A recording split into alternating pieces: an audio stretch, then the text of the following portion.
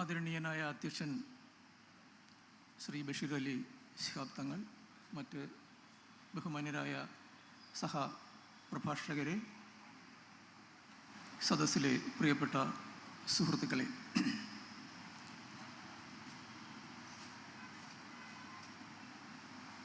കേരളത്തിൻ്റെ രാഷ്ട്രീയ ചരിത്രം, വിശേഷിച്ച് സമീപകാല രാഷ്ട്രീയ ചരിത്രം നമ്മൾ പരിശോധിക്കുകയാണെങ്കിൽ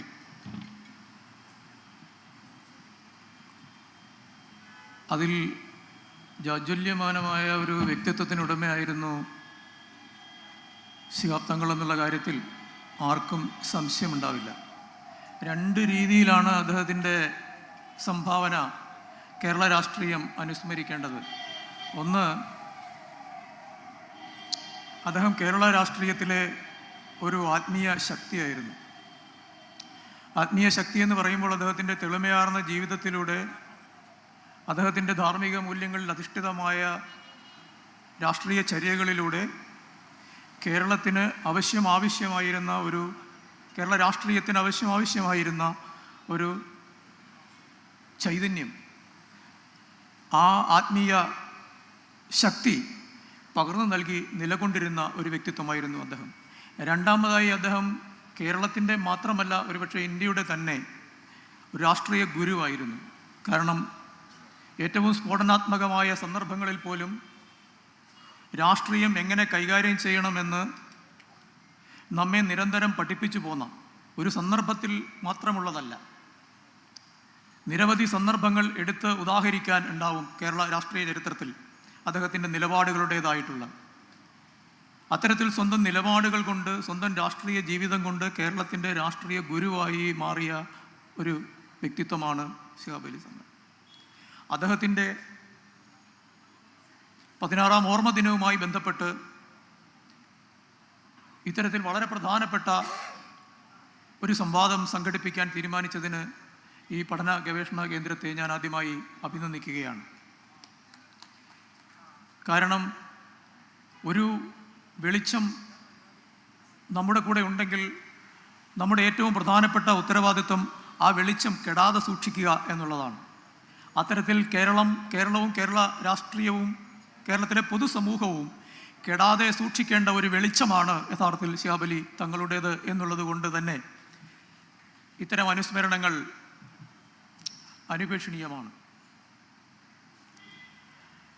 ഇന്ന് ഇവിടെ ചർച്ച ചെയ്യുന്ന ഈ വിഷയം ജനാധിപത്യവുമായി ബന്ധപ്പെട്ടതാണ്. ഇന്ത്യൻ ദേശീയതയുടെയും ജനാധിപത്യത്തിൻ്റെയും സമന്വയം എന്ന് പറയുന്നത് യഥാർത്ഥത്തിൽ സംഭവിച്ചത് കൊളോണിയൽ സമരകാലത്താണ് എന്ന് നമുക്കറിയാം. മലപ്പുറത്തെ സംബന്ധിച്ചിടത്തോളം അത് പ്രത്യേകിച്ച് എടുത്തു പറയേണ്ട കാര്യമില്ല. എന്താണ് സ്വാതന്ത്ര്യമെന്ന്, എന്താണ് ജനാധിപത്യമെന്ന്, എന്താണ് കൊളോണിയൽ വിരുദ്ധതയെന്ന് ഇന്ത്യക്ക് തന്നെ മാതൃകയാകുന്ന നിരവധി സമരങ്ങൾ, കാർഷിക സമരങ്ങളും കലാപങ്ങളും ഉണ്ടായ പ്രദേശമാണ് മലപ്പുറം എന്നുള്ളത് കൊണ്ട് ഇത് എടുത്തു പറയേണ്ട കാര്യമില്ല. ഇവിടെ കൊളോണിയൽ വിരുദ്ധ സമരത്തിൻ്റെ ചൂളയിലാണ് യഥാർത്ഥത്തിൽ ഇന്ത്യൻ ദേശീയത രൂപപ്പെട്ടത് എന്ന് ചരിത്രപരമായി നമുക്ക് പറയാൻ കഴിയുന്ന ഒരു സാഹചര്യത്തിൽ അങ്ങനെ അല്ല ഇന്ത്യൻ ദേശീയത ഉണ്ടായിരുന്നത് എന്ന് നമ്മളെയും നമ്മുടെ സ്കൂളുകളിലെ വിദ്യാർത്ഥികളെയും കലാശാലകളിലെ വിദ്യാർത്ഥികളെയും എല്ലാം പഠിപ്പിക്കാൻ ശ്രമിക്കുന്ന ഒരു ഭരണകൂടം ഉയർന്നു വന്നിരിക്കുന്ന ഒരു സാഹചര്യത്തിലാണ് ഈ ദേശീയത എന്താണ് എന്നുള്ളതിനെ നാം പുനർനിർവചിക്കാൻ തുടങ്ങുന്നത്. എന്തുകൊണ്ടാണ് ജനാധിപത്യവും ദേശീയതയും എന്നുള്ള ഈ രണ്ട് വിഷയങ്ങൾ ഒരുമിച്ച് ചേർത്ത് വെക്കേണ്ടി വരുന്നത്? ഇവ തമ്മിലുള്ള ബന്ധം പുക്കിൾക്കൊടി ബന്ധം പോലെ അഭേദ്യമാണെന്നിരിക്കെ, അത്രയ്ക്ക് ജൈവമാണെന്നിരിക്കെ നമ്മൾ എന്തുകൊണ്ടാണ് ഇത് വീണ്ടും സംസാരിക്കേണ്ടി വരുന്നത്? ഇത് സംസാരിക്കേണ്ടി വരുന്നത് ദേശീയത എന്താണ് എന്ന് ചരിത്രപരമായി നാം പഠിച്ചു പോന്നിട്ടുള്ള, നാം ജീവിച്ചു പോന്നിട്ടുള്ള ആ ദേശീയതയിൽ നിന്ന് വ്യത്യസ്തമായ ഒരു ദേശീയതാ സങ്കല്പം നമ്മുടെ മുകളിൽ അടിച്ചേൽപ്പിക്കാൻ ശ്രമിച്ചുകൊണ്ടിരിക്കുന്ന ഒരു കാലഘട്ടമായതുകൊണ്ടാണ്. അതുകൊണ്ടാണ് ഇന്ത്യൻ ദേശീയത എന്താണ് എന്നുള്ളതിനെ സംബന്ധിച്ച് കൂടുതൽ ആഴത്തിലുള്ള പഠനങ്ങൾ ആവശ്യമായി വരുന്നത്.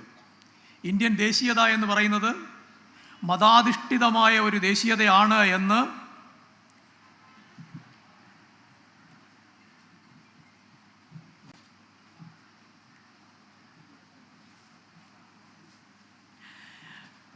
തെറ്റിദ്ധരിപ്പിക്കുന്ന രീതിയിലുള്ള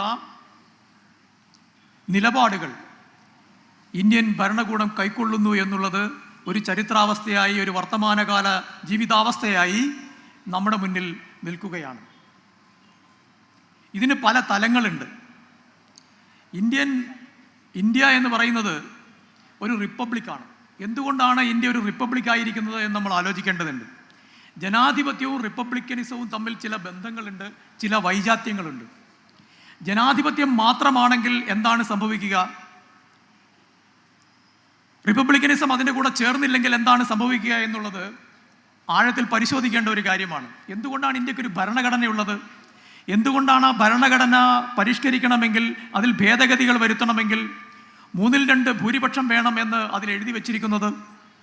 കാരണം ജനാധിപത്യം എന്ന് പറയുന്നത് കേവലമായ ഭൂരിപക്ഷത്തിൽ അധിഷ്ഠിതമായ ഒരു ഭരണ സമ്പ്രദായമാണ്. ഈ കേവലമായ ഭൂരിപക്ഷത്തിനുള്ള ഒരു പ്രധാനപ്പെട്ട പരിമിതി എന്ന് പറയുന്നത് അത്തരം കേവലമായ ഭൂരിപക്ഷങ്ങളെ കൃത്രിമമായി നിർമ്മിക്കുകയും സ്ഥിരപ്പെടുത്തുകയും ശാശ്വതീകരിക്കുകയും ചെയ്യാനുള്ള ശ്രമങ്ങൾ എല്ലാ കാലത്തും ഉണ്ടാകും എന്നുള്ളത് കൊണ്ടാണ്. ജോൺ ലോക്ക് എന്ന് പറയുന്ന ടോക്വെൽ എന്ന് പറയുന്ന ചിന്തകൻ 1835, അതായത് 200 കൊല്ലം മുമ്പ്, 190 കൊല്ലം മുമ്പ്, ഏകദേശം 200 കൊല്ലങ്ങൾക്ക് മുൻപ് ഒരു കാര്യം പറഞ്ഞു. ജനാധിപത്യം എന്ന് പറയുന്നത് ഏതെങ്കിലും ഒരു സ്ഥിരമായ മഹാഭൂരിപക്ഷത്തെ സൃഷ്ടിച്ചു വെക്കലല്ല. അങ്ങനെ സൃഷ്ടിച്ചു വെക്കുന്ന ഒരു സ്ഥിതി ഉണ്ടായാൽ, അദ്ദേഹം പറഞ്ഞത്, I see it as the greatest tyranny, fearful than any other that ever existed എന്നാണ് അദ്ദേഹം പറഞ്ഞത്. അതായത് അങ്ങനെ സംഭവിച്ചാൽ ഒരു മഹാഭൂരിപക്ഷത്തെ, ജനാധിപത്യത്തെ ഇല്ലാതാക്കുന്ന രീതിയിലുള്ളൊരു മഹാഭൂരിപക്ഷം ഉണ്ടാകുന്ന ഒരു സാഹചര്യം കൃത്രിമമായി സൃഷ്ടിക്കുകയും അവർ സ്വയം അവരെ തന്നെ ശാശ്വതീകരിക്കാൻ ശ്രമിക്കുകയും ചെയ്താൽ, ഇത് 200 കൊല്ലം മുമ്പ് ഒരു ജനാധിപത്യവാദി പറഞ്ഞതാണ്. അങ്ങനെ ഉണ്ടായാൽ ആ ദുരധികാരത്തെ, ഈ മണ്ണിൽ ഇന്ന് വരെ ഉണ്ടായിട്ടുള്ള ഏത് ദുരധികാരത്തെക്കാളും ഞാൻ ഭയപ്പെടുന്നു എന്നാണ് അദ്ദേഹം പറഞ്ഞത് 200 കൊല്ലം മുമ്പ്. ആ ഭയപ്പാടിൻ്റെ മുമ്പിലാണ് ഇന്ന് ഇന്ത്യൻ ജനത നിൽക്കുന്നത്. ആ ഭയപ്പാടിൻ്റെ അടിസ്ഥാനം എന്ന് പറയുന്നത് നമ്മുടെ ദേശീയതയെ തട്ടിക്കൊണ്ടുപോകാനുള്ള ഒരു ശ്രമമാണ്. കൊളോണിയൽ വിരുദ്ധ സമരത്തിലൂടെ ഇന്ത്യയിലെ നാനാജാതി മതസ്ഥരായ വ്യക്തികൾ അവരുടെ മതപരമായ സ്വത്വങ്ങളോ അല്ലെങ്കിൽ അവരുടെ ജാതിപരമായ സ്വത്വങ്ങളോ അതിന് മുൻഗണന കൊടുക്കാതെ വിദേശ ശക്തിയിൽ നിന്നുള്ള സ്വാതന്ത്ര്യം എന്ന ഒരേ ഒരു ആശയം മുൻനിർത്തി ദശാബ്ദങ്ങളോളം പ്രക്ഷോഭത്തിലേർപ്പെട്ട് അതിൻ്റെ അവസാനത്തിൽ കിട്ടിയ സ്വാതന്ത്ര്യത്തെ ജനാധിപത്യപരമായി ഉപയോഗിക്കണം എന്ന് തീരുമാനിച്ച രാഷ്ട്രമാണിത്. ആ ജനാധിപത്യത്തിൻ്റെ സൗകര്യങ്ങൾ ഉപയോഗിച്ചുകൊണ്ട് ജനാധിപത്യത്തെ തന്നെ അപകടപ്പെടുത്തുന്ന ഒരു സാഹചര്യം ഇന്ത്യയിൽ ഉരുത്തിരിയുന്നു എന്നുള്ളതാണ് നമ്മളെ സംബന്ധിച്ചുള്ള ഏറ്റവും ഫിയർഫുൾ എന്ന് ടോക്വെൽ പറഞ്ഞതുപോലെയുള്ള ഒരവസ്ഥ, ഏറ്റവും ഭയാനകമായ ഒരവസ്ഥ എന്ന് പറയുന്നത്. ഇത് നിസ്സാരമായി തള്ളിക്കളയാൻ കഴിയുന്ന കാര്യമല്ല. ഇതിനെക്കുറിച്ച് അംബേദ്കറിന് അറിയാമായിരുന്നു, നെഹ്റുവിന് അറിയാമായിരുന്നു, മറ്റ് പ്രധാനപ്പെട്ട രാഷ്ട്ര നേതാക്കന്മാർക്കെല്ലാം തന്നെ ഇതിനെക്കുറിച്ച് അറിയാമായിരുന്നു. അതുകൊണ്ടാണ് ഈ ഭരണഘടന എന്ന് പറയുന്നത്. ഭരണഘടന ഇല്ലാതെയും ജനാധിപത്യം മുന്നോട്ട് കൊണ്ടുപോകാം. ജനാധിപത്യത്തിന് ഭരണഘടനയുടെ ആവശ്യമില്ല. ജനാധിപത്യം നിലനിൽക്കുന്ന ഒരു രാഷ്ട്രം റിപ്പബ്ലിക്കായി പ്രഖ്യാപിക്കേണ്ട കാര്യമില്ല. പക്ഷേ ഇതിനെ ഒരു റിപ്പബ്ലിക്കായി പ്രഖ്യാപിച്ചതും ഇതിനൊരു ഭരണഘടന ഉണ്ടാക്കിയതും എന്തുകൊണ്ടാണ്? ഇത്തരത്തിൽ ഒരു കൃത്രിമ ഭൂരിപക്ഷം ന്യൂനപക്ഷ അവകാശങ്ങളെ ചവിട്ടിമെതിക്കാൻ ഇടയുണ്ട് എന്ന് മുൻകൂട്ടി കണ്ടതുകൊണ്ട് അതിനുള്ള ഒരു സുരക്ഷാ സംവിധാനം എന്നുള്ള രീതിയിലാണ് ഈ ഭരണഘടന ഉണ്ടാക്കിയത്. ഇന്ന് നമ്മൾ ഈ ഭരണഘടനയെ സംരക്ഷിക്കാൻ നടക്കുകയാണ്. ഈ ഭരണഘടന എന്തിനാണ്? ഭരണഘടന നമ്മളെ സംരക്ഷിക്കാനുള്ളതാണ്. നമ്മളെ സംരക്ഷിക്കാനുള്ള ഈ ഭരണഘടന സംരക്ഷിക്കാൻ നമ്മൾ നടക്കേണ്ട ഒരു ഗതികേട് ഒരു രാഷ്ട്രത്തിന് ഉണ്ടായിട്ടുണ്ടെങ്കിൽ ആദ്യം മാറേണ്ടത് ആ ഗതികേടുണ്ടാക്കിയ ഭരണകൂടമാണ്. ആ ഗതികേടുണ്ടാക്കിയ ഭരണകൂടമാണ് ആദ്യം മാറേണ്ടത്.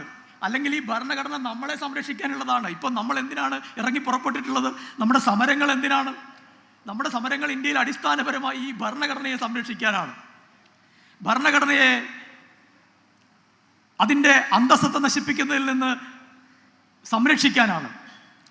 ഇത് ഒരു രാഷ്ട്രം നേരിടുന്ന അപകടകരമായ ഒരു രാഷ്ട്രീയ അവസ്ഥയാണ്. ഈ രാഷ്ട്രീയ അവസ്ഥയ്ക്ക് പല മാനങ്ങളുണ്ട്. അതിൽ ഒന്നൊന്നായി എടുത്ത് ചർച്ച ചെയ്യാൻ ഇന്ന് സമയമില്ലെങ്കിൽ പോലും ഒരു കാര്യം ഞാൻ സൂചിപ്പിക്കുകയാണ്. അംബേദ്കർ ഭരണഘടനയുമായി ബന്ധപ്പെട്ട് നടത്തിയ ഒരു പ്രസംഗത്തിൽ പറഞ്ഞ ഒരു കാര്യമുണ്ട്, ജനാധിപത്യത്തെക്കുറിച്ച് പറഞ്ഞ ഒരു കാര്യമുണ്ട്. ഇന്ത്യ ഒരു രാഷ്ട്രീയ ജനാധിപത്യമാണ് എന്നുള്ള കാര്യത്തിൽ സംശയമില്ല. നമ്മളൊരു രാഷ്ട്രീയ ജനാധിപത്യം സ്ഥാപിച്ചിരിക്കുകയാണ്. എന്നാൽ ഈ രാഷ്ട്രീയ ജനാധിപത്യം ഇവിടെ സംസ്ഥാപിതമാകണമെങ്കിൽ, ഈ പൊളിറ്റിക്കൽ ഡെമോക്രസി ഇവിടെ ശാശ്വതമായി സ്ഥാപിക്കപ്പെടണമെങ്കിൽ ഇതിൻ്റെ അനുബന്ധമായി ഒരു സാമൂഹിക ജനാധിപത്യവും കൂടി, സോഷ്യൽ ഡെമോക്രസിയും കൂടി നമ്മൾ വളർത്തിയെടുക്കേണ്ടതുണ്ട് എന്ന് വളരെ കൃത്യമായി അംബേദ്കർ പറയുന്നുണ്ട്. എന്താണ് ഈ സാമൂഹിക ജനാധിപത്യത്തിൻ്റെ അടിസ്ഥാനം? സാമൂഹിക ജനാധിപത്യത്തിൻ്റെ അടിസ്ഥാനം എന്ന് പറയുന്നത് എല്ലാ ജനവിഭാഗങ്ങളുടെയും അവകാശങ്ങൾ, ന്യൂനപക്ഷങ്ങളുടേതടക്കം, പാർശ്വവൽക്കരുതയുടേതടക്കം, ജാതി വ്യവസ്ഥയിൽ പുറത്താക്കപ്പെട്ടിരിക്കുന്നവരുടേതടക്കം അവകാശങ്ങൾ സംരക്ഷിക്കപ്പെടുക എന്നുള്ളതാണ് സാമൂഹിക ജനാധിപത്യത്തിൻ്റെ അടിസ്ഥാന തത്വം എന്ന് അദ്ദേഹം തുടർന്ന് വിശദീകരിക്കുന്നുണ്ട്. അദ്ദേഹം പറയുന്നുണ്ട്, ഈ ജനാധിപത്യം എന്ന് പറയുന്ന, അല്ലെങ്കിൽ ഒരു രാഷ്ട്രം എന്ന് പറയുന്ന ഒരു തീവണ്ടി അതിൻ്റെ 2 റെയിലുകളിൽ കൂടി സഞ്ചരിക്കുന്നെങ്കിൽ അതിന് പാളം തെറ്റാതിരിക്കണമെങ്കിൽ ഒരു റെയിൽ എന്ന് പറയുന്നത് ഭരണഘടനയാണ്, മറ്റൊന്ന് സാമൂഹിക ജനാധിപത്യമാണ്, സാമൂഹിക നീതിയിൽ അടിസ്ഥിതമായ ജനാധിപത്യമാണ്. ഭരണഘടനയുടെ റെയിൽ തകരുകയോ സാമൂഹിക ജനാധിപത്യത്തിൻ്റെ റെയിൽ തകരുകയോ ചെയ്താൽ അപകടമുണ്ടാകുന്നത് രാഷ്ട്രത്തിനാണ് എന്ന് അംബേദ്കർ പറഞ്ഞു. ഇവിടെ ഇപ്പോൾ ഇന്ത്യയിൽ സംഭവിക്കുന്നത് എന്താണ്? ഇന്ത്യയിലെ ഒരു മതഭൂരിപക്ഷ ഭരണകൂടം ഒരു വശത്ത് ഭരണഘടനയെ അട്ടിമറിക്കുന്നു, മറുവശത്ത് സാമൂഹിക ജനാധിപത്യത്തെ തകിടം മറിക്കുന്നു. അങ്ങനെ ചെയ്യുമ്പോൾ സംഭവിക്കുന്നത് എന്താണ്? രാഷ്ട്രം തകരുകയാണ്. രാഷ്ട്രം അതിൻ്റെ ആന്തരികമായ ശക്തി ചോർന്ന് ദ്രവിക്കുകയാണ്. ഇത് ഒരു സംസ്ഥാനത്തോ അല്ലെങ്കിൽ ഏതെങ്കിലും ചില സംസ്ഥാനങ്ങളിലോ മാത്രം കാണുന്ന കാഴ്ചയല്ല, ഇന്ത്യ ഒട്ടാകെ തന്നെ സംഭവിച്ചുകൊണ്ടിരിക്കുകയാണ്.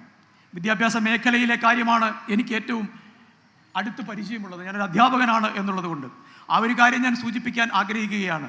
ഇന്നിപ്പോൾ പാഠപുസ്തകങ്ങളിലെല്ലാം മാറ്റങ്ങൾ വരുത്തുന്നു എന്ന് പറഞ്ഞ് ധാരാളം ചർച്ചകൾ നടക്കുന്നുണ്ടല്ലോ. എന്താണ് പാഠപുസ്തകങ്ങളിൽ നടത്തുന്ന ചർച്ചകൾ കൊണ്ട് ഉദ്ദേശിക്കുന്നത്, അല്ലെങ്കിൽ മാറ്റങ്ങൾ കൊണ്ട് ഉദ്ദേശിക്കുന്നത് എന്ന് നമ്മൾ സൂക്ഷ്മമായി മനസ്സിലാക്കേണ്ടതുണ്ട്. നമ്മളെ സംബന്ധിച്ചിടത്തോളം ചരിത്രം തെറ്റായി ചിത്രീകരിക്കുന്നു, ഒരു വിഭാഗത്തെ ദോഷകരമാകുന്ന രീതിയിൽ ചിത്രീകരിക്കുന്നു, ചില ചരിത്രഭാഗങ്ങൾ എടുത്തു കളയുന്നു. ഇതൊന്നും മാത്രമല്ല ഈ പാഠഭാഗ മേഖലയിലെ ഇടപെടലുകളുടെ ആത്യന്തികമായ സന്ദേശം. അത് മറ്റൊന്നാണ്, അത് നമ്മൾ സൂക്ഷ്മമായി മനസ്സിലാക്കിയിരിക്കേണ്ടതുണ്ട്. ഈ പാഠപുസ്തകങ്ങളിൽ ഇതിനു മുൻപ്, ഉദാഹരണത്തിന് ഇപ്പോൾ രാജാക്കന്മാരെ കുറിച്ച് പറയുമല്ലോ, രാജാക്കന്മാരെ കുറിച്ച് പറയുമ്പോൾ നമുക്ക് എല്ലാവർക്കും അറിയാവുന്നൊരു കാര്യമാണ്, രാജാക്കന്മാർ ആക്രമണങ്ങൾ നടത്തിയിട്ടുണ്ടാവാം, കൊള്ളയടിച്ചിട്ടുണ്ടാവാം, ജനങ്ങളെ ദ്രോഹിച്ചിട്ടുണ്ടാവാം, അത് ഏത് രാജാവാണെങ്കിലും. പക്ഷേ രാജാക്കന്മാരെ കുറിച്ച് പറയുമ്പോൾ, നമ്മുടെ രാജാക്കന്മാരുടെ ചരിത്രത്തെക്കുറിച്ച് പറയുമ്പോൾ, ഇന്ത്യയിലെ രാജാക്കന്മാരെന്നും വിദേശ രാജാക്കന്മാരെന്നും എന്ന് തിരിച്ച് പറയുന്നത് ആദ്യമായിട്ടാണ്. ഇന്ത്യയിലെ പാഠപുസ്തകങ്ങളിൽ മുമ്പുണ്ടായിരുന്നതല്ല. ഇന്ത്യയിലെ രാജാക്കന്മാർ ഇന്ത്യയുടെ രാജാക്കന്മാരായിരുന്നു. ഇന്ത്യ എന്ന് പറയുന്നത് ഇന്നത്തെ ഒരു പടത്തിന് അനുയോജ്യമായ ഒരു പ്രദേശമായിരുന്നില്ല മുമ്പെങ്കിൽ പോലും ഇന്ത്യയിൽ ജീവിച്ചിരുന്ന രാജാക്കന്മാർ. ബ്രിട്ടീഷുകാർക്കെതിരെ പടപൊരുതിയ ടിപ്പു സുൽത്താനെ ദേശവിരുദ്ധനായി ചിത്രീകരിക്കുകയും മുഗൾ രാജാക്കന്മാർക്കെതിരെ യുദ്ധത്തിന് പോയ ശിവജിയെ ദേശസ്നേഹിയായി ചിത്രീകരിക്കുകയും ചെയ്യുന്ന ഒരു പാഠപുസ്തകം, അതിൻ്റെ പൂർവാപര വൈരുദ്ധ്യം കൊണ്ട് മാത്രമല്ല, അത് കുട്ടികൾക്ക് നൽകുന്ന സന്ദേശത്തിൻ്റെ പേരിൽ കൂടി വിമർശിക്കപ്പെടേണ്ടതുണ്ട്. കാരണം മുമ്പും രാജാക്കന്മാർ ചെയ്തിട്ടുള്ള ദുഷ്കൃത്യങ്ങളെക്കുറിച്ച് കുട്ടികളെ പഠിപ്പിച്ചിട്ടുണ്ട്. ആരും പഠിപ്പിക്കാതിരുന്നിട്ടില്ല. അത് ആരെയാണെങ്കിലും, ഏത് രാജാവിനെയാണെങ്കിലും നമ്മൾ പഠിപ്പിച്ചിട്ടുണ്ട്. രാജാധികാരം നമ്മളാരും പിന്തുടരുന്ന, വരണമെന്ന് ആഗ്രഹിക്കുന്ന ഒരു രാഷ്ട്രീയ ക്രമമല്ല.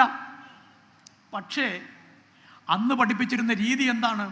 അന്ന് എല്ലാ രാജാക്കന്മാരിലും നന്മകളും എല്ലാ രാജാക്കന്മാരിലും തിന്മകളും കണ്ടെത്താൻ കുട്ടികളെ പഠിപ്പിച്ചത് ഒരു രാഷ്ട്രീയ പാഠമായിരുന്നു.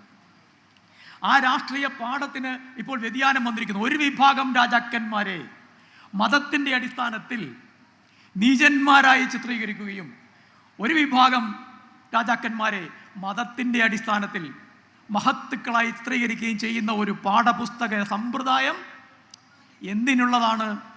ഇവിടെ എങ്ങനെയാണോ പാഠപുസ്തകങ്ങൾ മനുഷ്യർക്കിടയിലുള്ള സംഘർഷങ്ങൾ നിർമൂലനം ചെയ്യാൻ ശ്രമിച്ചത്, ഇന്ത്യയിൽ വർഗീയ സംഘർഷങ്ങൾ ഉണ്ടാകാതിരുന്നതിനുള്ള ഒരു പ്രധാന കാരണം അവിടെ ഇവിടെയൊക്കെ ചെറുതായിട്ടുണ്ടാകുമെങ്കിൽ പോലും നാം സ്കൂളിൽ കുട്ടികളെ പഠിപ്പിച്ചിരുന്നത് വർഗീയ സംഘർഷം ഉണ്ടാകണമെന്നല്ല, വർഗീയ സംഘർഷം ഉണ്ടാക്കരുത് എന്നാണ്. വർഗീയ സംഘർഷം ഇന്ത്യയിൽ ഉണ്ടായിട്ടുണ്ടെങ്കിൽ അത് ബ്രിട്ടീഷുകാരുടെ കുത്തിത്തിരിപ്പ് കൊണ്ടാണ് എന്നാണ് നമ്മൾ കുട്ടികളെ നിരന്തരം ദശാബ്ദങ്ങളോളം സ്വാതന്ത്ര്യത്തിന് ശേഷം പഠിപ്പിച്ചു പോന്നിട്ടുള്ളത്. അവിടെ നിന്ന് മാറി ഇന്ത്യ വർഗീയ സംഘർഷത്തിൻ്റെ വിളഭൂമിയായിരുന്നു എന്നുള്ള കൊളോണിയൽ ഭരണാധികാരികളുടെ ആശയം കടം കൊണ്ടുകൊണ്ട് വിദേശ ആശയങ്ങളൊക്കെ എതിർക്കുന്നവരാണ്. 2014 നിങ്ങൾക്ക് ഓർമ്മയുണ്ടോ എന്ന് എനിക്കറിയില്ല, മേക്ക് ഇൻ ഇന്ത്യ എന്ന് പറഞ്ഞ് ഒരു ലോഗോ ഉണ്ടായിരുന്നു. മേക്ക് ഇൻ ഇന്ത്യ, ഇന്ത്യയിൽ സൃഷ്ടിക്കുക എന്ന് പറഞ്ഞിട്ട്. അത് ഒരു അമേരിക്കൻ കമ്പനിയാണ് ഉണ്ടാക്കിയത്. ഇന്ത്യയുടെ മേക്ക് ഇൻ ഇന്ത്യ എന്ന് പറയുന്ന പദ്ധതിയുടെ ലോഗോ പോലും വിദേശ കമ്പനിയെ കൊണ്ട് ഉണ്ടാക്കിക്കുന്ന ഒരു ഗവൺമെൻറ്റാണ് നമുക്കുള്ളത്. ആ ഗവൺമെൻറ് ഇപ്പോൾ ചെയ്യുന്നത് എന്താണ്? ഈ പാഠപുസ്തകങ്ങളിലേക്ക് തിരികെ കയറ്റുന്നത് ഇവരുടെ മാത്രം ചിന്താഗതിയല്ല, മതവിഭാഗങ്ങളെ തമ്മിൽ തെറ്റിക്കുന്നതിന് വേണ്ടി ബ്രിട്ടീഷുകാർ കൊണ്ടുവന്ന ആധികാരികമല്ലാത്ത, ചരിത്രപരമായി സാക്ഷ്യങ്ങളില്ലാത്ത, സാമൂഹികമായി സാംസ്കാരികമായി ദർശനപരമായി നിലനിൽക്കാത്ത വിഭജനങ്ങൾ, അതാണ് പാഠപുസ്തകങ്ങളിലേക്ക് കടത്തിവിടുന്നത്. അതാണ് കുട്ടികളുടെ മനസ്സിനെ മലിനമാക്കാൻ പോകുന്നത്. ഇങ്ങനെ അല്ല നമ്മൾ കുട്ടികളെ ചരിത്രം പഠിപ്പിച്ചുകൊണ്ടിരുന്നത്, ഇങ്ങനെ അല്ല നമ്മൾ കുട്ടികളെ സാമൂഹ്യ ശാസ്ത്രം പഠിപ്പിച്ചുകൊണ്ടിരുന്നത്. ദേശീയതയിൽ അധിഷ്ഠിതമായൊരു വിദ്യാഭ്യാസ സമ്പ്രദായമാണ് അതിന് എന്തൊക്കെ പരിമിതികൾ ഉണ്ടായിരുന്നെങ്കിൽ പോലും ഇന്ത്യയിൽ നിലനിന്നിരുന്നത്. അതിനെയാണ് കടപുഴക്കിക്കൊണ്ടിരിക്കുന്നത് എന്നത് വിസ്മരിക്കാൻ സാധിക്കില്ല. അക്ബറിൻ്റെ കാര്യത്തിൽ അദ്ദേഹം അധികാരത്തിൽ ഏറിയ ഉടനെ തന്നെ ഈ ജിസിയ എന്ന് പറയുന്ന ഒരു ടാക്സ് ചില പ്രത്യേക സ്ഥലങ്ങളിൽ നിർത്തലാക്കുന്നുണ്ട്. അതിനെക്കുറിച്ച് പോലും തെറ്റായ വിവരങ്ങളാണ് നൽകുന്നത്. അദ്ദേഹത്തിൻ്റെ ഭരണത്തിൻ്റെ അവസാന കാലത്ത് ചില സംഘർഷങ്ങളുടെ പേരിലാണ് അദ്ദേഹം അത് നിർവഹിച്ചത് എന്ന രീതിയിൽ തെറ്റായി, ചരിത്രപരമായി യാതൊരു അടിസ്ഥാനവുമില്ലാത്ത കാര്യങ്ങൾ പാഠപുസ്തകത്തിലേക്ക് കലർത്തുന്നു. ഓരോ കാലഘട്ടത്തിലും നിലനിന്ന ഭരണകൂടങ്ങളെക്കുറിച്ച് വളരെ തെറ്റായ വിവരങ്ങൾ കുട്ടികൾക്ക് നൽകുന്നു. ഇപ്പോൾ ഞാൻ കോളേജിൽ പഠിപ്പിക്കുന്ന ഒരു അധ്യാപകനാണ്, സർവകലാശാലയിൽ PG ലെവലിൽ പഠിപ്പിക്കുന്ന ഒരു അധ്യാപകനാണ്. കഴിഞ്ഞ 2-3 കൊല്ലമായി ഞാൻ അനുഭവിക്കുന്ന ഏറ്റവും വലിയ സംഘർഷം എന്താണെന്ന് വെച്ചാൽ, എനിക്കും നിങ്ങൾക്കും അറിയാവുന്ന ഇന്ത്യ ചരിത്രം, സാമൂഹിക ചരിത്രം, സാമൂഹ്യ ശാസ്ത്രം അറിയാവുന്ന വിദ്യാർത്ഥികളല്ല കോളേജിലേക്ക് +2 കഴിഞ്ഞ് ഇപ്പോൾ കടന്നു വരുന്നത് എന്നതാണ്.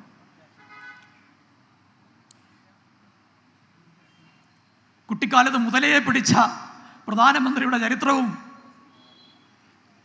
ഇത്തരം തെറ്റായ ചരിത്ര വിശ്വാസങ്ങളും മസ്തിഷ്കത്തിലേക്ക് അടിച്ചു കയറ്റപ്പെട്ട ഒരു കോഹോർട്ടാണ്, ഒരു വിഭാഗം കുട്ടികളാണ് ഇപ്പോൾ സർവകലാശാലകളിലേക്ക് കടന്നു വരുന്നത്.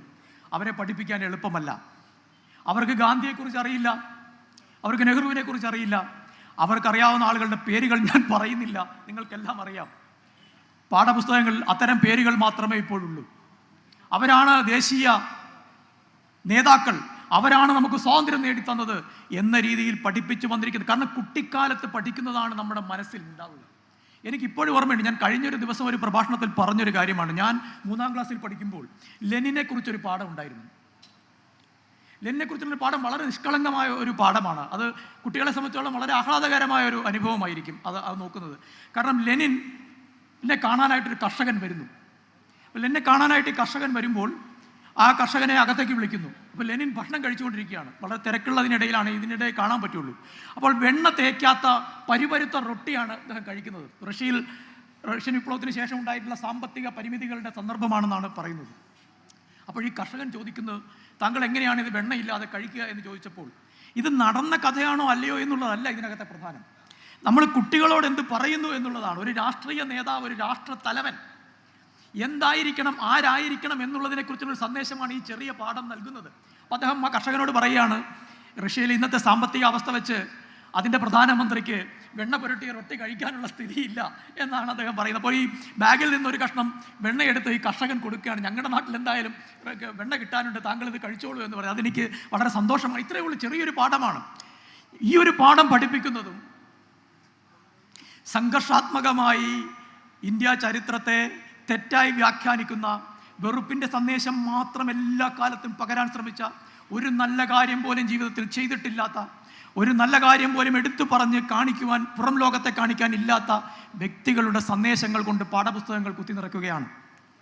ഒരു ജനതയെ ധാർമ്മികമായി നശിപ്പിക്കാൻ കഴിയുന്ന ഏറ്റവും വലിയ കാര്യമെന്ന് പറയുന്നത് ഈ പാഠഭാഗങ്ങളിൽ, സ്കൂളുകളിൽ, വിദ്യാലയങ്ങളിൽ, കലാലയങ്ങളിൽ കുട്ടികളെ തെറ്റായ കാര്യങ്ങൾ പഠിപ്പിക്കുക എന്നുള്ളതാണ്.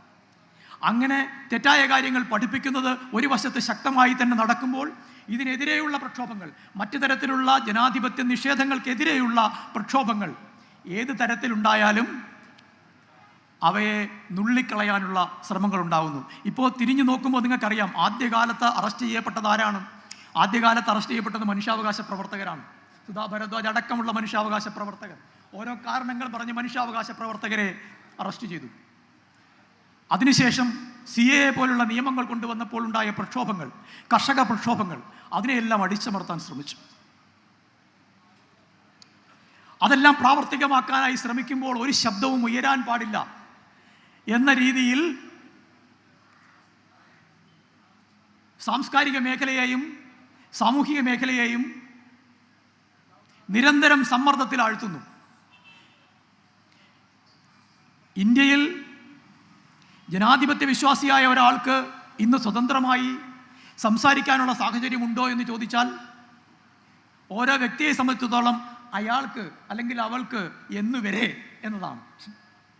ഇന്നിപ്പോൾ ഞാൻ ഈ സ്വാതന്ത്ര്യം ഉപയോഗിച്ച് സംസാരിക്കുന്നു, നാളെ എത്ര പേർക്ക് സംസാരിക്കാൻ സാധിക്കും എന്ന ചോദ്യമാണ് നമ്മുടെ മുൻപിൽ. ഒരു ജനാധിപത്യ രാഷ്ട്രത്തിന് അനുയോജ്യമായ രാഷ്ട്രീയ കാലാവസ്ഥയല്ല ഇത്. ഈ രാഷ്ട്രീയ കാലാവസ്ഥ മാറ്റുക എന്നുള്ളത് അടിയന്തരമായിട്ടുള്ള ഒരു രാഷ്ട്രീയ കടമയാണ്. അതാണ് ദേശീയതയിൽ അധിഷ്ഠിതമായ ഒരു ജനാധിപത്യ സംവിധാനം. നിയമങ്ങളെക്കുറിച്ച് ജോൺ ലോക്ക് പറഞ്ഞ ഒരു വസ്തുതയുണ്ട്. നിയമങ്ങൾ ആത്യന്തികമായി സ്വാതന്ത്ര്യത്തെ ഹനിക്കാനല്ല, സ്വാതന്ത്ര്യത്തെ സംരക്ഷിക്കാനും വികസിപ്പിക്കാനുമാണ് എന്നാണ്. ഒരു ജനാധിപത്യത്തിൽ സ്വാതന്ത്ര്യം എന്തിനാണ്? നിയമം എന്തിനാണ്? നിയമം സ്വാതന്ത്ര്യം അടിച്ചമർത്താനല്ല. 3 കുട്ടികളുമായി പോകുന്ന 2 പുരോഹിത സ്ത്രീകളെ തടഞ്ഞു നിർത്തി ഏത് ജ്യോതി ശർമ്മയ്ക്കും ഞാൻ മുഖത്തടിക്കും എന്ന് പറയാൻ പറ്റുന്നതല്ല നിയമം. അങ്ങനെ ആൾക്കൊൽപ്പത്തിന് നിയമം കയ്യിലെടുക്കാൻ കഴിയുമെങ്കിൽ ആ രാജ്യത്ത് നിലനിൽക്കുന്നത് നിയമമല്ല, നിയമവാഴ്ച ഇല്ലായ്മയാണ് രാജ്യത്ത് നിലനിൽക്കുന്നത് എന്ന് കൃത്യമായി നമുക്ക് മനസ്സിലാക്കാൻ സാധിക്കും. ഓരോ കാര്യങ്ങളും നിങ്ങൾ എടുത്തു നോക്കുക. ഞാൻ ആ വീഡിയോ കണ്ട യഥാർത്ഥത്തിൽ ഞെട്ടിപ്പോയി. നിശബ്ദരായിരിക്കുന്ന 2 പുരോഹിത സ്ത്രീകളുടെ മുഖത്ത് നോക്കി ജ്യോതി ശർമ്മ അലറുകയാണ്. അവരവരുടെ ബാഗുകൾ പരിശോധിക്കുകയാണ്. ഒരു വ്യക്തിയുടെ സ്വകാര്യതയിലേക്ക് കടന്നു കയറാൻ ആൾക്കൂട്ടത്തിന് കഴിയുന്ന രീതിയിൽ ഈ രാഷ്ട്രത്തിൻ്റെ ഭരണ സംവിധാനങ്ങൾ മുഴുവൻ മാറ്റപ്പെട്ടിരിക്കുന്നു എന്നുള്ളത് ഭയാനകമായ ഒരു രാഷ്ട്രീയ അവസ്ഥയാണ്. കാരണം സ്വാതന്ത്ര്യം എന്ന് പറയുന്നത് ഒരു ജീവിതാവസ്ഥയാണ്, ഒരു ജീവിത രീതിയാണ്, ഒരു രാഷ്ട്രീയ ശൈലിയാണ്. ഒരു രാഷ്ട്രത്തിൻ്റെ രാഷ്ട്രീയ ശൈലിയാണ് ജനാധിപത്യം എന്ന് പറയുന്നത്. അംബേദ്കർ പറഞ്ഞ വളരെ പ്രധാനപ്പെട്ട ഒരു കാര്യമുണ്ട്. അദ്ദേഹം 3 പദങ്ങൾ എപ്പോഴും ഉപയോഗിക്കുമായിരുന്നു: ഈക്വാളിറ്റി, ലിബർട്ടി, ഫ്രട്ടേണിറ്റി, ലിബർട്ടി എന്ന്. അതായത് സമത്വം, സാഹോദര്യം, സ്വാതന്ത്ര്യം. ഇതിൽ നമ്മൾ ഏറ്റവും കൂടുതൽ മനസ്സിലാക്കേണ്ടത് നിയമത്തിന് മുമ്പിലുള്ള അവസരങ്ങൾക്ക് വേണ്ടിയുള്ള സമത്വം എന്ന് പറയുന്നത് അടിസ്ഥാനപരമായ ഒന്നാണ്. ആ സമത്വം ന്യൂനപക്ഷങ്ങൾക്ക് നിഷേധിക്കുന്നതോടുകൂടി ജനാധിപത്യം കൊല ചെയ്യപ്പെടുകയാണ്. സാഹോദര്യം എന്ന് പറയുന്നത് സമൂഹത്തിൽ നിലനിൽക്കേണ്ട ഒരു ജീവിതാവസ്ഥയാണ്. അത് മതങ്ങൾക്കിടയിലാണെങ്കിലും രാഷ്ട്രീയ പ്രസ്ഥാനങ്ങൾക്കിടയിലാണെങ്കിലും മറ്റ് സമൂഹങ്ങൾക്കിടയിലായാലും സാഹോദര്യം നിലനിൽക്കേണ്ടതുണ്ട്. യഥാർത്ഥത്തിൽ ഈ തരത്തിലുള്ള അവസര സമത്വവും നിയമത്തിന് മുന്നിലുള്ള സമത്വവും ജനവിഭാഗങ്ങൾക്കിടയിലുള്ള സാഹോദര്യവും നിലനിൽക്കുന്നുണ്ടെങ്കിൽ മാത്രമേ സ്വാതന്ത്ര്യം ഉണ്ടാവുകയുള്ളൂ. സമത്വവും സാഹോദര്യവും ഇല്ലാത്ത ജനാധിപത്യത്തിൽ അല്ലെങ്കിൽ ഭരണവ്യവസ്ഥയിൽ സ്വാതന്ത്ര്യം ഉണ്ടാവുകയില്ല. സ്വാതന്ത്ര്യവും സമത്വവും ഇല്ലാത്ത സമൂഹത്തിൽ സാഹോദര്യം ഉണ്ടാവുകയില്ല. സ്വാതന്ത്ര്യവും സമത്വവും ഇല്ലാത്ത സമൂഹത്തിൽ സാഹോദര്യമില്ലാത്തതുപോലെ തന്നെ സാഹോദര്യവും സ്വാതന്ത്ര്യവും ഇല്ലാത്ത സമൂഹത്തിൽ സമത്വവും ഉണ്ടാവുകയില്ല. അപ്പോൾ നമ്മുടെ ഭരണഘടനാ ശില്പിയുടെ ആദർശങ്ങൾ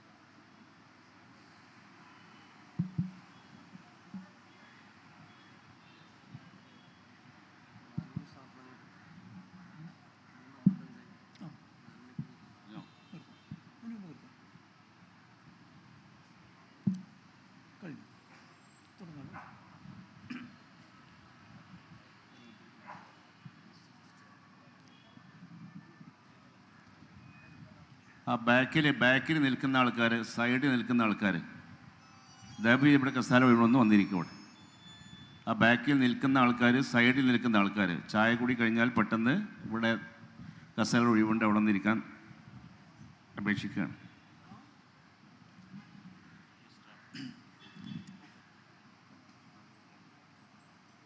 നമ്മുടെ മുൻപിലുള്ള ഏറ്റവും പ്രധാനപ്പെട്ട ഒരു ദാർശനിക പ്രശ്നം ഇത്തരത്തിലുള്ളൊരു അവസ്ഥയെ എങ്ങനെ ഇന്ത്യ മറികടക്കും എന്നുള്ളതാണ്.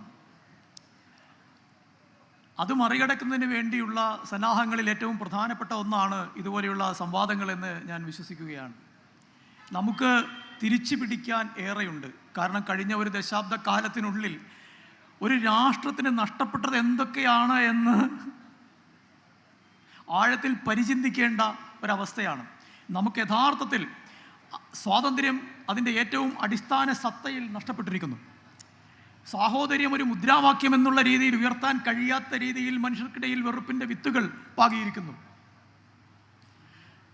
സമത്വ സങ്കല്പത്തെ തന്നെ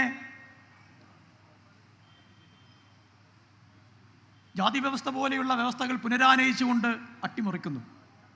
ഇങ്ങനെ പല തലങ്ങളിലായി അംബേദ്കറെ പോലെയുള്ള ധിഷണാശാലികൾ, രാഷ്ട്രീയ ദാർശനികർ, നെഹ്റുവിനെ പോലെയുള്ള രാഷ്ട്രീയ ദാർശനികർ ഇന്ത്യക്കായി വിഭാവനം ചെയ്ത ഒരു സാമൂഹിക സംവിധാനത്തെ സാഹോദര്യത്തിലും സമത്വത്തിലും സ്വാതന്ത്ര്യത്തിലും അധിഷ്ഠിതമായ ഒരു സാമൂഹിക സംവിധാനത്തെ ഇല്ലാതാക്കാൻ ശ്രമിക്കുകയാണ്. ഞാനൊരൊറ്റ കാര്യം കൂടി പറഞ്ഞുകൊണ്ട് അവസാനിപ്പിക്കാം. ഭരണഘടനയിൽ അടിയന്തരാവസ്ഥയുടെ കാലഘട്ടത്തിലാണ് സോഷ്യലിസം എഴുതി ചേർത്തത് എന്നുള്ളത് കൊണ്ട് അത് എതിർക്കപ്പെടേണ്ടതാണ് എന്ന രീതിയിൽ ഒരു സംവാദം ഈ അടുത്ത കാലത്ത് ഉണ്ടായി. മതേതരത്വവും സോഷ്യലിസവും എന്തുകൊണ്ടാണ് ഭരണഘടനയിൽ ഉൾക്കൊള്ളിക്കാതിരുന്നത് എന്ന് അംബേദ്കർ വളരെ കൃത്യമായി പറഞ്ഞിട്ടുണ്ട്. അത് അദ്ദേഹം പറഞ്ഞത് ഭാവിയിലെ ജനങ്ങൾക്ക് ഇത് കൂട്ടിച്ചേർക്കാതെ ഇരിക്കാൻ പറ്റില്ല എന്നുള്ളൊരവസ്ഥയുണ്ടെങ്കിൽ അപ്പോൾ അവർ കൂട്ടിച്ചേർത്തോട്ടെ എന്നാണ്. അപ്പോൾ കൂട്ടിച്ചേർത്ത സന്ദർഭം എന്താണ്? കൂട്ടിച്ചേർത്ത സന്ദർഭം എന്ന് പറയുന്നത് 1970കളിൽ ഇന്ന് അധികാരത്തിലിരിക്കുന്ന ശക്തികൾ അവരുടെ ഏറ്റവും വലിയ വലതുപക്ഷ കൂട്ടുകെട്ടിലൂടെ ഇന്ത്യയിലെ ജനാധിപത്യത്തെ അട്ടിമറിക്കാൻ ശ്രമിച്ച സന്ദർഭമായിരുന്നു അത്. അടിയന്തരാവസ്ഥയെ ന്യായീകരിക്കേണ്ട കാര്യമില്ല ഈ കാര്യം എടുത്തു പറയാൻ, അത് മറ്റൊരു കാര്യമാണ്. പക്ഷേ വലതുപക്ഷ ഫാസിസ്റ്റ് ശക്തികൾ 70കളിൽ ഇന്ത്യയിൽ രൂപം കൊള്ളുകയും കോൺഗ്രസിൻ്റെ ജനാധിപത്യത്തിൽ അധിഷ്ഠിതമായ ഇന്ത്യയുടെ ജനാധിപത്യ സംവിധാനത്തെ അട്ടിമറിക്കാൻ ശ്രമിക്കുകയും ജയപ്രകാശ് നാരായണനെ പോലുള്ളവരെ അതിന് കൂട്ടുപിടിക്കുകയും ചെയ്തു എന്നുള്ളത് നമുക്ക് വിസ്മരിക്കാൻ കഴിയുന്ന കാര്യമല്ല. 1964 ജവഹർലാൽ നെഹ്റു മരിച്ചതിന് ശേഷം ഒരു സാധ്യതയാണ് ഇന്ത്യയിലെ ആ വലതുപക്ഷ ഫാസിസ്റ്റ് മുന്നണി കണ്ടത്. അങ്ങനെയാണ് സ്വതന്ത്ര പാർട്ടിയും ജനസംഘവും ഒന്നിക്കുന്നത്. അങ്ങനെയാണ് ബാങ്ക് ദേശസാൽക്കരണം പോലെയുള്ള പുരോഗമന നടപടികൾ ഇന്ദിരാഗാന്ധി നടപ്പിലാക്കിയപ്പോൾ അതിൽ നിന്ന് വിഘടിച്ചു പോയ സിൻഡിക്കേറ്റ് കോൺഗ്രസ്സുകാർ ഈ വലതുപക്ഷ പാളയത്തിൽ ചെന്ന് അടിയുന്നത്. 70കളുടെ രാഷ്ട്രീയം നമ്മൾ ആ രീതിയിൽ പഠിച്ചിട്ടില്ല. 70കളിലെ രാഷ്ട്രീയം നമ്മൾ കേരളത്തിലെ ഒരു പ്രത്യേക സാഹചര്യത്തിൽ നിന്ന് മാത്രമേ നോക്കുന്നുള്ളൂ. ഉത്തരേന്ത്യയിൽ എന്താണ് സംഭവിച്ചത് എന്നുള്ളത് നമുക്ക് കൃത്യമായി നമ്മൾ പഠിക്കുന്നില്ല. ഒറ്റ കാര്യം മാത്രം ഞാൻ പല സ്ഥലത്തും പറയാറുള്ളതാണ്, പക്ഷേ അതെനിക്ക് ഇവിടെ പറയണമെന്ന് തോന്നുന്നതുകൊണ്ട് ഞാൻ പറയുകയാണ്. കാരണം രാഷ്ട്രീയമായി പ്രാധാന്യമുള്ളതാണ്. പലരും കേരളത്തെ വിമർശിക്കാൻ പറയുന്ന ഒരു കാര്യമുണ്ട്. 77ലെ തിരഞ്ഞെടുപ്പിൽ കേരളം വോട്ട് ചെയ്തത് ഇന്ത്യയിലെ മറ്റ് ജനവിഭാഗങ്ങൾ വോട്ട് ചെയ്തതിന് വിപരീതമായാണ് എന്ന് പറയാറുണ്ട്. നിങ്ങൾ ആരെങ്കിലും അതിൻ്റെ വാസ്തവം ഇതുവരെ ചിന്തിച്ചിട്ടുണ്ടോ? അതിൻ്റെ വാസ്തവം എന്താണെന്ന് ഞാൻ പറയാം. ഇന്ത്യയിൽ ജനതാ പാർട്ടിക്ക് എതിരായി വോട്ട് ചെയ്ത ജനവിഭാഗം കേരളത്തിൽ മാത്രമല്ല. 1977ലെ തെരഞ്ഞെടുപ്പിൽ ഐക്യജനാധിപത്യ മുന്നണി അന്നത്തെ ഐക്യമുന്നണി കേരളത്തിൽ ജയിച്ചതുപോലെ കോൺഗ്രസ് അടങ്ങുന്ന മുന്നണിയാണ് തമിഴ്നാട്ടിൽ ജയിച്ചത്. കോൺഗ്രസ് അടങ്ങുന്ന മുന്നണിയാണ് കർണാടകത്തിൽ ജയിച്ചത്. കോൺഗ്രസ് അടങ്ങുന്ന മുന്നണിയാണ് ആന്ധ്രാപ്രദേശിൽ ജയിച്ചത്. കേരളത്തിലും ആന്ധ്രാപ്രദേശിലും കർണാടകത്തിലും തമിഴ്നാട്ടിലും കോൺഗ്രസ് മുന്നണികളാണ് ജയിച്ചത്. നോർത്ത് ഈസ്റ്റിൽ വടക്ക് കിഴക്കൻ സംസ്ഥാനങ്ങളിൽ മുഴുവൻ, ആസാം അടക്കമുള്ള വടക്ക് കിഴക്കൻ സംസ്ഥാനങ്ങളിൽ കോൺഗ്രസും അതിൻ്റെ മുന്നണിയുമാണ് ജയിച്ചത്. എവിടെയാണ് കോൺഗ്രസ് പരാജയപ്പെട്ടത്? കോൺഗ്രസ് പരാജയപ്പെട്ടത് ഉത്തരേന്ത്യയിൽ മാത്രം. പക്ഷേ ഇതിൻ്റെ ഒരു പശ്ചാത്തലം നമ്മൾ മനസ്സിലാക്കണം. ഉത്തരേന്ത്യയിൽ കോൺഗ്രസ് പരാജയപ്പെട്ടത് അടിയന്തരാവസ്ഥ കൊണ്ടാണോ? ആണെന്നാണല്ലോ എല്ലാവരും പറയുന്നത്. അടിയന്തരാവസ്ഥയ്ക്ക് 3 മാസം മുമ്പാണ് ഗുജറാത്തിൽ അസംബ്ലി തെരഞ്ഞെടുപ്പ് നടക്കുന്നത്. ആ ഗുജറാത്തിൽ അസംബ്ലി തെരഞ്ഞെടുപ്പ് നടക്കുമ്പോൾ ഇന്ദിരാഗാന്ധിയെ പോലും കല്ലെറിയുകയും ജഗ്ജീവൻ റാമിനെ വേദിയിൽ നിന്ന് പിടിച്ചിറക്കുകയും കോൺഗ്രസ് പ്രവർത്തകരെ പൊതു തിരഞ്ഞെടുപ്പിൽ പ്രവർത്തിക്കാൻ പോലും അനുവദിക്കാതിരിക്കുകയും ചെയ്ത ഫാസിസ്റ്റ് രാഷ്ട്രീയം അവിടെ ശക്തമായതിൻ്റെ പശ്ചാത്തലത്തിലാണ് കോൺഗ്രസ് അവിടെ പരാജയപ്പെടുന്നത്. ജനതാ മോർച്ചയാണ് ബാബുഭായ് പട്ടേലിൻ്റെ നേതൃത്വത്തിൽ അവിടെ അധികാരത്തിൽ വന്നത്. അന്ന് ഒരു അടിയന്തരാവസ്ഥയും ഇല്ല. അവിടെ ഉള്ളത് എന്താണ്? ജയപ്രകാശ് നാരായണനെ കൂട്ടുപിടിച്ചുകൊണ്ട് RSS നടത്തിയ ഫാസിസ്റ്റ് അക്രമങ്ങളുടെ ഒരു ചരിത്രമാണ് 70കളുടെ ചരിത്രം. ഇത് നമ്മൾ മറന്നു കളയുകയാണ്. അവർക്ക് വേരോട്ടമുണ്ടായ പ്രദേശങ്ങളിൽ മാത്രമാണ് ജനതാ പാർട്ടി ജയിച്ചത്. കേരളത്തിൽ ജനതാ പാർട്ടിയും അവരുടെ മുന്നണിയും ജയിച്ചില്ല എങ്കിൽ അതിനുള്ള കാരണം കേരളത്തിൽ കോൺഗ്രസും മുസ്ലിം ലീഗും അടങ്ങുന്ന മുന്നണി ശക്തമായിരുന്നു എന്നുള്ളത് കൊണ്ടാണ്. RSSന് കടന്നു കയറാൻ സാധിക്കുമായിരുന്നില്ല എന്നുള്ളത് കൊണ്ടാണ്. DMK ഉണ്ടായിരുന്നത് കൊണ്ടാണ് തമിഴ്നാട്ടിൽ അവർക്ക് വിജയിക്കാൻ സാധിക്കാതിരുന്നത്. അതുപോലെ കർണാടക. രണ്ടാമത്തെ തെളിവ് ഞാൻ പറഞ്ഞു തരാം. രണ്ടാമത്തെ തെളിവ്, ഇന്ദിരാഗാന്ധി റായ്ബറേലിയിൽ പരാജയപ്പെട്ടു. അപ്പോഴത്തേക്കും അടിയന്തരാവസ്ഥ കഴിഞ്ഞു, ഷാ കമ്മീഷൻ വന്നു, എല്ലാ തരത്തിലുള്ള അട്രോസിറ്റികളെ കുറിച്ചിട്ടുള്ള വാർത്തകൾ ലോകമെങ്കും നിറഞ്ഞു. ആ സന്ദർഭത്തിൽ ഇന്ദിരാഗാന്ധി വീണ്ടും പാർലമെന്റിലേക്ക് ജനവിധി തേടുന്നത് എവിടെ നിന്നാണ്?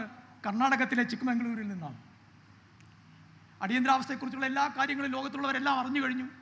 ആ സമയത്ത് തന്നെയാണ് കരുണാകരൻ രാജിവെച്ചതിൻ്റെ അടിസ്ഥാനത്തിൽ കഴക്കൂട്ടത്ത് നിന്ന് ആന്റണി ജനവിധി തേടുന്നത്. ഈ 2 തെരഞ്ഞെടുപ്പിലും എന്താ സംഭവിച്ചത്? ഈ രണ്ട് തെരഞ്ഞെടുപ്പിലും ജയിച്ചത് കോൺഗ്രസിൻ്റെ മുന്നണിയാണ്, മുസ്ലിം ലീഗ് ചേർന്ന മുന്നണിയാണ്. എന്തുകൊണ്ടാണ്? അപ്പോൾ അടിയന്തരാവസ്ഥ കൊണ്ടാണോ? അടിയന്തരാവസ്ഥയെക്കുറിച്ചുള്ള കാര്യങ്ങളെല്ലാം ചുവരെഴുത്തുകൾ മുഴുവൻ എനിക്ക് ഓർമ്മയുണ്ട്. ചുവരെഴുത്തുകൾ മുഴുവൻ അടിയന്തരാവസ്ഥയിലെ അട്രോസിറ്റിയെ കുറിച്ചായിരുന്നു കഴക്കൂട്ടത്ത്. ആ സമയത്ത് നിങ്ങൾ ആരെങ്കിലും ഒന്ന് കഴക്കൂട്ടത്ത് പോയി നോക്കണമായിരുന്നു. ആ ചുവരെഴുത്തുകൾ കാണണമെങ്കിൽ അങ്ങേയറ്റം രാഷ്ട്രീയമായി അടിയന്തരാവസ്ഥയുടെ മുദ്രകൾ പതിപ്പിച്ചാണ് തെരഞ്ഞെടുപ്പ് പ്രചരണം നടത്തിയത്. ചിക്മംഗ്ലൂരിലും അതെ, ഏതാണ്ട് 75,000 വോട്ടിൻ്റെ ഭൂരിപക്ഷത്തിലാണ് ഇന്ദിരാഗാന്ധി വീണ്ടും ഓടുന്ന് ജയിക്കുന്നത്. ഇതെല്ലാത്തിനു ശേഷം. അപ്പോൾ അടിയന്തരാവസ്ഥ കൊണ്ടാണ് 70കളിൽ കോൺഗ്രസ് പരാജയപ്പെട്ടത് എന്ന മുത്തശ്ശി കഥ ഇനിയും നമ്മൾ വിശ്വസിക്കേണ്ടതില്ല. മറിച്ച് കേരളത്തിലും തമിഴ്നാട്ടിലും ആന്ധ്രാപ്രദേശിലും കർണാടകത്തിലും വടക്കുകിഴക്കൻ സംസ്ഥാനങ്ങളിലും അന്ന് RSSും അതിൻ്റെ വലതുപക്ഷ ഫാസിസ്റ്റ് രാഷ്ട്രീയത്തിനും കടന്നു വരാൻ കഴിയാതിരുന്നത് കൊണ്ടാണ് അവിടെ ജനതാ പാർട്ടി വിജയിക്കാതിരുന്നത്. മറ്റ് സംസ്ഥാനങ്ങളിൽ അതിന് കടന്ന സംസ്ഥാനങ്ങളിൽ രാജസ്ഥാനിലാണെങ്കിലും ഉത്തർപ്രദേശിലാണെങ്കിലും മധ്യപ്രദേശിലും ഒക്കെ ആണെങ്കിലും അവർ വിജയിക്കുകയാണ് ചെയ്തത്. അടിയന്തരാവസ്ഥയെ മാത്രം ചുറ്റിപ്പറ്റി ഒരുതരം കുറ്റബോധം ഉണ്ടാക്കാൻ അടിയന്തരാവസ്ഥ ശരിയാണോ എന്നുള്ളതിനെക്കുറിച്ചല്ല നമ്മൾ സംസാരിക്കുന്നത്. അത്തരത്തിലുള്ള ഭരണഘടന ഉപയോഗിച്ചുള്ള പ്രയോഗങ്ങൾ തീർച്ചയായും ഒഴിവാക്കപ്പെടേണ്ടതാണ് എന്നുള്ള കാര്യത്തിൽ നമുക്കാർക്കും സംശയമില്ല. പക്ഷേ മുഴുവൻ ചരിത്ര യാഥാർത്ഥ്യത്തെയും, ഒരു ജനതയുടെ രാഷ്ട്രീയ ചരിത്രത്തിൻ്റെ മുഴുവൻ രാഷ്ട്രീയത്തെയും ചരിത്രത്തെയും തമസ്കരിക്കുന്ന രീതിയിലുള്ള ഒരു ചരിത്ര നിർമ്മാണം RSS നടത്താൻ ശ്രമിക്കുമ്പോൾ ആ ചതിക്കുഴിയിൽ ആരും പോയി വീഴരുത് എന്നുള്ളത് കൊണ്ടാണ് ഞാനിതെടുത്ത് പറയുന്നത്. ആ ഒരു കാലഘട്ടത്തിലേക്ക് നമ്മുടെ ഈ വലതുപക്ഷ രാഷ്ട്രീയം 70കളിൽ ഉണ്ടാവുകയും അത് 80കളിൽ ശക്തിപ്പെടുകയും 90കളിൽ അധികാരത്തിലെത്തുകയും ചെയ്തു എന്നുള്ളത് നമ്മൾ മറക്കരുത്. ഇന്നിപ്പോൾ അവരെന്താണ് ശ്രമിക്കുന്നത്? അങ്ങനെ 70കളിൽ രൂപം കൊണ്ട ഈ വലതുപക്ഷ ഫാസിസ്റ്റ് രാഷ്ട്രീയം 90കളിൽ AB വാജ്പേയി പ്രധാനമന്ത്രിയായി വന്നു. അതിനുശേഷം 2014 മുതൽ ഇന്ത്യൻ ഭരണകൂടത്തിന് മുകളിൽ ഒരു വിഭീഷിത ശക്തിയായി വളർന്നു വന്നിരിക്കുന്നു. ഈ സാഹചര്യത്തെ കഴിഞ്ഞ 30-50 വർഷങ്ങൾക്കിടയിലുണ്ടായ ഈ രാഷ്ട്രീയ പരിണാമത്തിനെതിരെ നിൽക്കുന്ന രാഷ്ട്രീയ ധാർമ്മിക ശക്തിയാണ്, രാഷ്ട്രീയ ചേതനയാണ് നമുക്ക് ഉണ്ടാവേണ്ടത്. അതിന് തീർച്ചയായും ശിഖാതങ്ങളെ പോലെയുള്ള മഹത്തായ വ്യക്തിത്വങ്ങളുടെ ഓർമ്മ നമുക്ക് പ്രചോദനം നൽകും എന്നുള്ള കാര്യത്തിൽ എനിക്ക് യാതൊരു സംശയവുമില്ല. കാരണം കേരള രാഷ്ട്രീയത്തെ സംബന്ധിച്ചോളം ഏറ്റവും പ്രസക്തനായി നിലകൊണ്ട ഒരു മഹത് വ്യക്തിത്വം എന്നുള്ള രീതിയിൽ അദ്ദേഹത്തിൻ്റെ പ്രസക്തി അവസാനിക്കുന്നതേയില്ല. ഇത് ബാബറി മസ്ജിദ് സംഭവമൊക്കെയായി ബന്ധപ്പെട്ട് നമ്മൾ ധാരാളം അദ്ദേഹത്തിൻ്റെ കഥകൾ പറയാറുണ്ടെങ്കിൽ പോലും അതിനെല്ലാം അപ്പുറത്ത് ഞാൻ നേരത്തെ സൂചിപ്പിച്ചതുപോലെ കേരള രാഷ്ട്രീയത്തിലെ ഒരു ആത്മീയ ശക്തിയായി, കേരള രാഷ്ട്രീയത്തിൻ്റെ ഒരു രാഷ്ട്രീയ ഗുരുവായി, കേരള സമൂഹത്തിൻ്റെ ഒരു രാഷ്ട്രീയ ഗുരുവായി നിലകൊണ്ട അദ്ദേഹത്തിൻ്റെ നിരന്തരമായ സ്മരണ ഈ സമരമാർഗത്തിൽ അഹിംസയിൽ അധിഷ്ഠിതമായ, ധാർമ്മികതയിൽ അധിഷ്ഠിതമായ, നൈതികതയിൽ അധിഷ്ഠിതമായ നമ്മുടെ ഈ വിമോചന സമരത്തിൽ തീർച്ചയായിട്ടും വെളിച്ചമാകും എന്നുള്ള ശുഭപ്രതീക്ഷയോടുകൂടി ഞാൻ എൻ്റെ വാക്കുകൾ അവസാനിപ്പിക്കുന്നു. Thank you sir. ദീർഘവീക്ഷണത്തോടെ